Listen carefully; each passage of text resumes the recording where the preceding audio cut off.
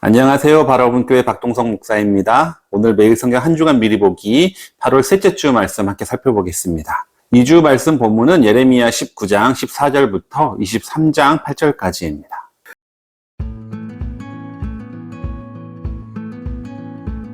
월요일 본문은 예레미야 19장 14절부터 20장 6절까지입니다. 월요일 본문은 둘로 나눌 수가 있는데요. 19장 14절 15절은 예레미야가 성전 뜰에서 하는 예언이고 20장 1절에서 6절은 그 예언으로 인해서 받은 핍박에 관한 내용입니다.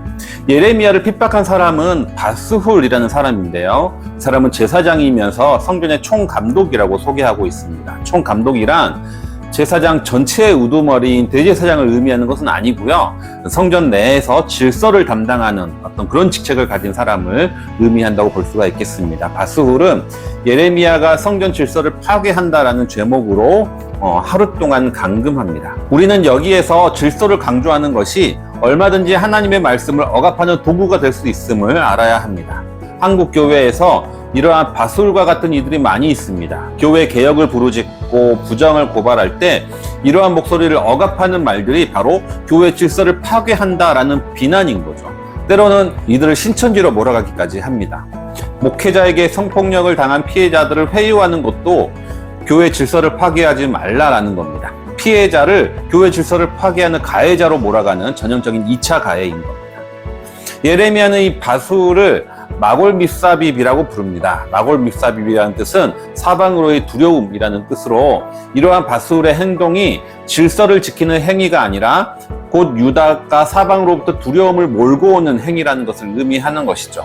당장 교회 질서를 강조하면서 개혁의 목소리를 억압하는 것은 오히려 한국교회의 질서를 파괴하는 행위라는 것을 깨달아야 할 것입니다. 화요일 본문은 20장 7절부터 18절까지입니다. 이 본문은 예레미야의 기도와 탄식으로 이루어져 있는데 감정의 기복이 오르락내리락 하는 예레미야의 그 상태를 엿볼 수가 있습니다. 7절부터 10절까지는 예레미야가 자신에게 가해지는 핍박에 대해서 하소연을 하다가 11절부터 13절까지는 또 자신을 보호하시고 도우시는 하나님을 향한 신뢰를 고백합니다. 여기까지 하면 예레미야가 이 아픔을 극복했구나 하는 마음을 갖기 마련인데 다시 14절부터 18절까지 보면 예레미야의 감정은 다시 나락으로 빠지면서 자신의 생일을 저주하기까지 하는 거죠. 자신의 목숨을 끊고 싶을 때가 있다면 언제일까요? 아마 지금의 고난이 출구가 보이지 않을 때일 것입니다. 주위 사람은 하나님의 말씀을 선포하지 말라고 협박하고 예레미야는 자신도 안 하고 싶은데 그렇게 하면 마음이 불붙는 것 같고 이러지도 저러지도 못하는 모습에 차라리 태어나지 말았으면 좋겠다라는 생각까지 예레미야가 하게 되는 거죠. 그렇기 때문에 이런 화요일의 본문은 예레미야의 극심한 내면의 고통을 느끼게 해줍니다.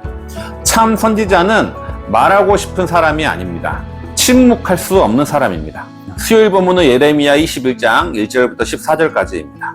수요일 본문은 둘로 나눌 수가 있는데 1장부터 10장은 시드기야의 질문과 예레미야의 대답입니다. 시드기야는 바벨론의 공격 앞에서 그들이 물러가도록 예레미야에게 기도를 요청하지만 예레미야는 오히려 바벨론에게 항복하는 것이 살 길이다 라고 이야기를 하는 거죠. 11절부터 14절은 유다의 왕실을 향한 선포입니다. 하나님은 예레미야를 통해서 유다의 왕실에게 공의로운 판결을 해라, 그리고 압제당하는 자를 구원해라 라고 촉구하고 있습니다. 그렇게 하지 않는다면 심판이 있을 것이라고 경고하는 거죠. 왕의 첫 번째 책임은 약자를 보호하는 것에 있습니다. 이것은 나라가 존재하는 목적이고 애초에 하나님이 이집트에서 이스라엘을 구원한 이유입니다.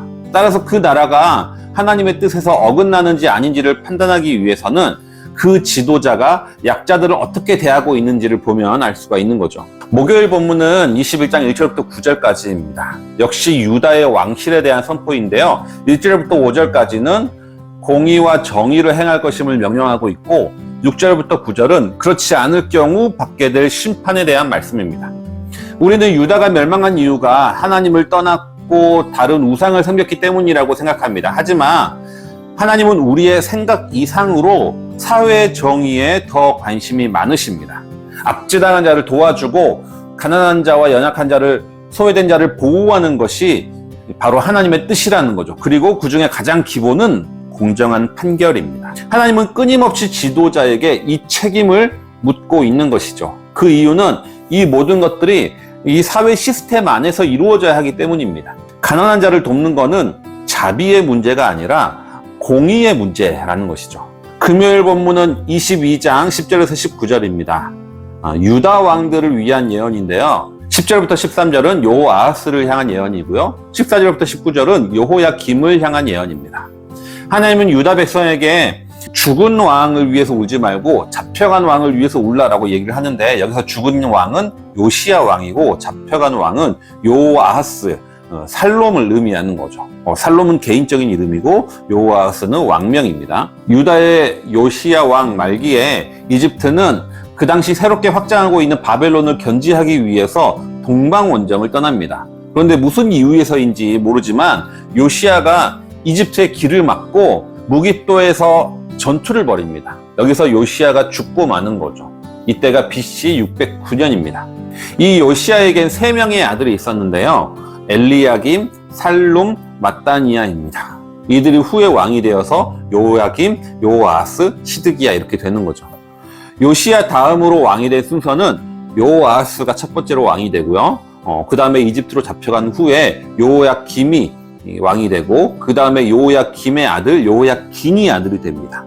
그리고 나서 제일 마지막으로는 다시 시드기야가 유다의 마지막 왕이 되는 거죠. 여호아하스가 요시야 다음으로 왕이 되는데, 왕이 된 지 3개월 만에 이집트에서 침공해서 여호아하스를 끌고 갑니다. 그러니까 유다로서는 이 3개월 안에 2명의 왕을 잃게 된 상황이거든요. 이런 역사적 배경에서 예레미야는 죽은 왕을 위해서 슬퍼하지 말고 잡혀간 왕을 위해서 울라라고 예언하는 거죠. 그 이유는 여호아하스는 절대 돌아오지 못할 것이기 때문에, 그곳에서 죽을 것이기 때문입니다. 14절부터 19절은 여호아하스 다음 왕이 된 여호야김을 향한 예언입니다. 여호야김은 왕이 되자마자 자신의 왕국을 크고 화려하게 건축하는 데 관심을 갖고 법과 정의를 실천하는 데는 관심을 두지 않습니다. 오히려 왕궁을 건축한 노동자에게 임금도 주지 않고 노동을 착취하기까지 하는 거죠. 이에 예레미야는 법과 정의를 실천했던 그의 아버지 요시야와 비교하면서 여호야김의 죄악을 고발하는 내용이 14절부터 19절입니다. 토요일 본문은 예레미야 22장 20절에서 30절입니다. 본문을 둘로 나누면 20절부터 23절은 예루살렘 멸망에 대한 탄식, 그리고 24절부터 30절은 여호야김의 아들인 고니야, 즉 여호야긴에 대한 예언입니다. 여호야긴에 대한 예언은 2가지인데요. 첫 번째는 그가 폐위되고 바벨론으로 끌려가서 거기서 돌아오지 못할 것이다 라는 것이고요. 2번째는 그에게 자손이 없을 것임을 예언하고 있습니다. 즉 이로 인해서 다윗의 왕조는 여기에서 대가 끊길 것을 말씀하고 있는 것이죠.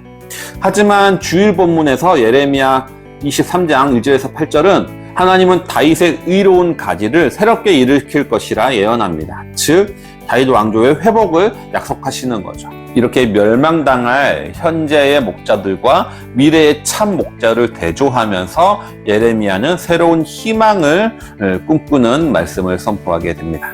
이번 주 묵상은 여기까지입니다. 예레미야는 하나님의 말씀을 바르게 선포했지만 오히려 질서를 파괴한다라는 비난을 받아야 했습니다. 그리고 하나님은 정의와 공의를 이루어지지 않는 유다에 대해서는 최고 지도자인 왕에게 책임을 묻고 있습니다. 예레미야를 읽으면 읽을수록 당시 유다 말기에 선포되었던 그 하나님의 말씀이 지금 우리가 살아가는 이 시대에도 너무 필요하다라고 깨닫게 되는 거죠. 한 주간 말씀을 깊이 묵상하시면서 이 시대를 위해 중보하시는 우리 성도님들 되시기 바랍니다.